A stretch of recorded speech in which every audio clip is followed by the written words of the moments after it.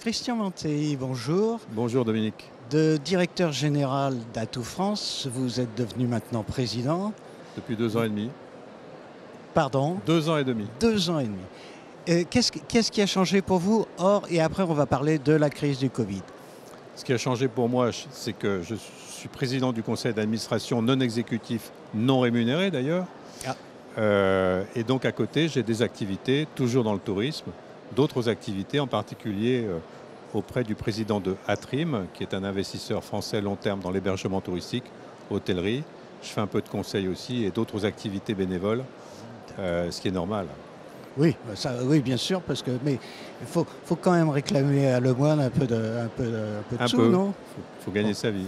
Bon, arrêtons de plaisanter. La crise du Covid est arrivée. Qu'est-ce que ça a changé, surtout pour Atout France, pour les marchés français?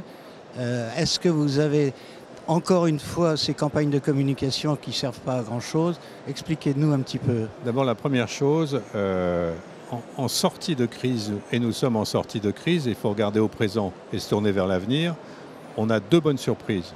D'abord, il y a une demande de voyage qui est très très forte, qui s'est exprimée cet été et qui va s'exprimer pendant l'hiver à la montagne. Quand je dis voyage, c'est aussi tourisme, séjour, etc. Pardon de vous couper une seconde.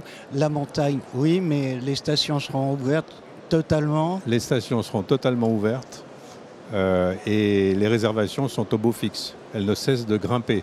Donc on devrait avoir un bel hiver. On a encore une inquiétude du côté des Outre-mer parce que l'hiver, c'est aussi une saison haute pour les Outre-mer où là, malheureusement, les destinations, pour des raisons sanitaires, ne sont pas encore au rendez-vous.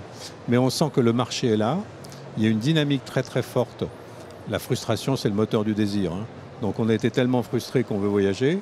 Oui. La deuxième bonne surprise, au-delà du volume, c'est que lors des crises précédentes, je pense après attentat, on entrait dans la crise par une baisse des taux d'occupation, on sortait par une baisse importante des prix moyens.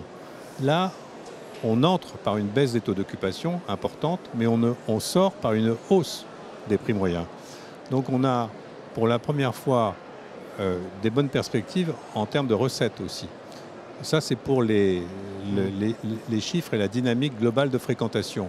Si on regarde les évolutions, on a le télétravail qui va rester d'une façon ou d'une autre, partiellement ou très partiellement dans les entreprises, ce qui veut dire que, par exemple, l'activité des bureaux, l'immobilier dans le bureau va diminuer, mais ça nous offre peut-être des possibilités dans le tourisme d'avoir des nuitées supplémentaires. Et moi, je mène une bataille, je voudrais qu'on ait la nuitée du dimanche, que les week-ends aillent jusqu'au lundi, voire au mardi, qu'on fasse un peu de télétravail le lundi. C'est moins cher de rentrer quand on rentre le lundi, il y a moins d'encombrement sur les routes. Enfin voilà. Oui, mais c'est une bonne idée, c'est une excellente idée même. Mais justement, avec cette nouvelle forme de travail qui est le télétravail, est-ce que ça ne peut pas justement jouer là-dessus? Si, on a une possibilité dans les territoires de développer un peu plus de séjours avec un peu plus de nuitées et tout au long de l'année. Il y a une demande à cet égard.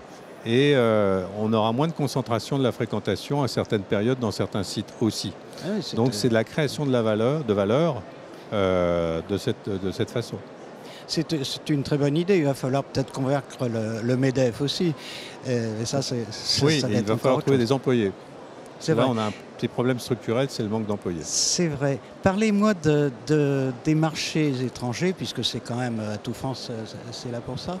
Est-ce que vous pensez que la communication qu'on fait à chaque fois, en se disant, bon, on fait une campagne de promotion, est-ce que ça sert vraiment à quelque chose? Alors, d'abord, il faut replacer les campagnes dans leur contexte et il faut un certain nombre d'actions très très différentes, menées intelligemment, c'est-à-dire en bonne synchronisation, coordination entre ce qu'on appelle dans notre jargon le B2C, c'est-à-dire s'adresser directement au public, le B2B, travailler avec les agences, la distribution, les tour opérateurs, les influenceurs sur les réseaux sociaux évidemment, les personnalités influentes, les secteurs qui sont connexes au tourisme et qui comptent beaucoup, la culture par exemple, quand on crée un événement culturel, il est communicant par lui-même cet événement culturel, que ce soit un festival, une grande exposition, et donc il crée des flux.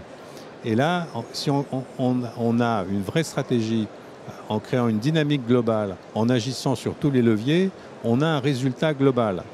Quelle est la place maintenant de la communication grand public? Ça, c'est une interrogation à avoir pour l'avenir.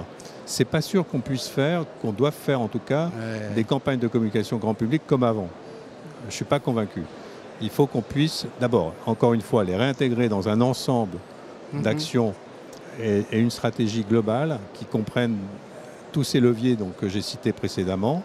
Et dans les campagnes grand public, ou quand on va aller chercher le grand public, peut-être trouver des autres canaux, digital en particulier.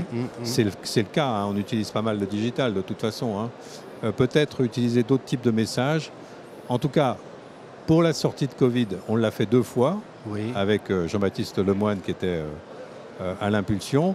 C'était nécessaire, je pense, parce qu'il fallait envoyer au marché un signe très très fort, nous sommes là, ce qui redonne confiance aussi aux agents de voyage, à la distribution, parce qu'on a des collègues agents de voyage qui sont en Belgique, aux Pays-Bas, en Allemagne, Grande-Bretagne, qui attendent un signe de la destination. Donc il fallait qu'on envoie un signe. Après, en retour sur investissement, il faudra qu'on regarde de très très près ce que ça donne et comment repositionner nos campagnes. Bien sûr. Bien sûr.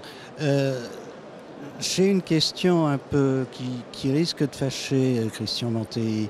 Récemment, j'ai découvert d'ailleurs par hasard qu'il y avait un adjoint autour du tourisme à la mairie de Paris, M. Hocquart, qui vient de déclarer que, en tant qu'écologiquement, il n'était pas du tout souhaitable de recevoir les visiteurs étrangers à Paris.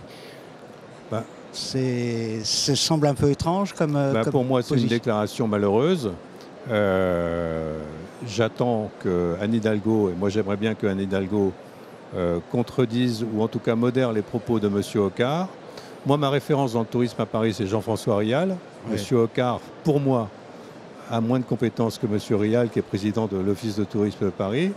Et je pense que Jean-François Rial ne pense pas la même chose que M. Hocquart.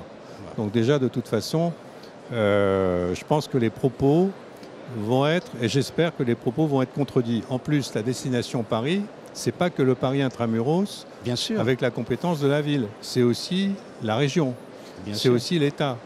Et puis tous les acteurs structurels, les aéroports, l'aérien, les hébergements, etc. Je ne sais pas comment M. Hocquart va faire pour monter un plan d'action qui va freiner fortement la fréquentation internationale ou couper la fréquentation internationale. Je pense que c'est strictement impossible. Eh bien, écoutez, hein, on va attendre et on va voir. Merci beaucoup, Christian Mantelli. Merci.